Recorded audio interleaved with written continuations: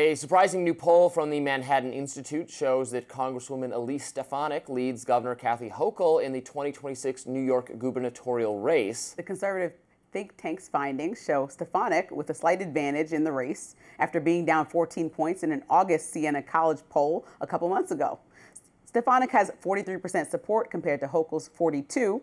Now, this is technically a statistical tie. Bernadette Breslin, a campaign spokesperson for Stefanik, said in a statement, quote, "New Yorkers of all political parties are hungry for new common-sense leadership after decades of Hochul's failed single-party Democratic rule. Elise Stefanik and the people of New York can and will win this righteous fight to save New York." A Hochul spokesperson responded with a statement of their own, telling The Hill, quote, "You've got to hand it to sellout Stefanik when her own polls don't reflect reality. She can count on Trump and his mega donors like Betsy DeVos and Paul Singer to repeat her lies. Unfortunately for her, New Yorkers aren't interested in letting an unhinged Trump enabler anywhere near the governor's mansion." The poll surveyed 600 likely New York City voters and 300 registered voters across the state. Accounting for population by reweighting, it has a margin of error of plus or minus 3.3 percentage points and was conducted from October 22nd to 26th. Now, while things may seem promising for Republicans on the state level, Democrat Zohran Mamdani is trouncing through his competitors in multiple polls for the New York City mayoral race. A final Emerson College picks 11 in The Hill survey has Mamdani at 50% support, with Cuomo trailing behind with 25% support.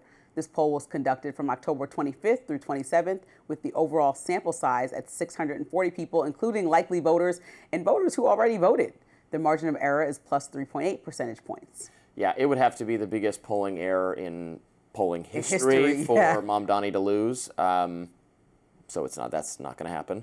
The poll showing Stefanik closing in on Hochul is interesting. On the whole state level, there are Republicans in New York. It's more moderate than New York City, so this is not the most surprising result to me ever. I don't think Hochul's been doing a great job, and Republicans would love to win that race. Stefanik is a really well-liked and well-respected kind of conservative MAGA warrior who really impressed people during the hearings with the presidents of various universities grappling with charges of anti-Semitism on their campuses.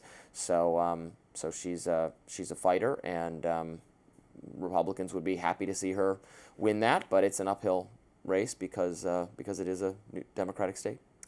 Yeah, I think the biggest point in that read-in was that this was a poll between Stefanik and Hochul by a conservative think tank. So, people are like, okay, we'll take it with a grain of salt. We're also really far from the governor's race, but they do very rigorous work at Manhattan. It's not like a Trump sycophantic organization. I'd like to see an independent poll come out, but we'll see some, I'm sure, in the next few months. If it is to believe to be true, it's not that alarming of like we said, the percentage points are so close that that still would be considered a tie. But let's just say Stefanik does gain traction, then I would just feel like New York is a little confused. I know the state is different than New York City, but with Mamdani being so far on the left and then moving to the first Republican governor in 2 decades, I believe, that would seem like a dramatic twist of events, especially when you have Buffalo and Rochester, other places in New York that are super liberal places.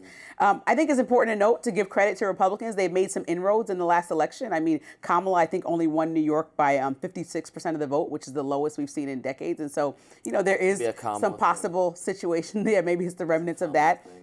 But we'll see what happens. I just don't see New York turning red anytime soon, as much as I see Texas turning blue. So I guess we'll just see what happens and follow this as it comes along. Next on Rising, Trump has fired all 6 members of the Commission of Fine Arts as he forges ahead with the construction of his $300 million ballroom. Stick around for my lens.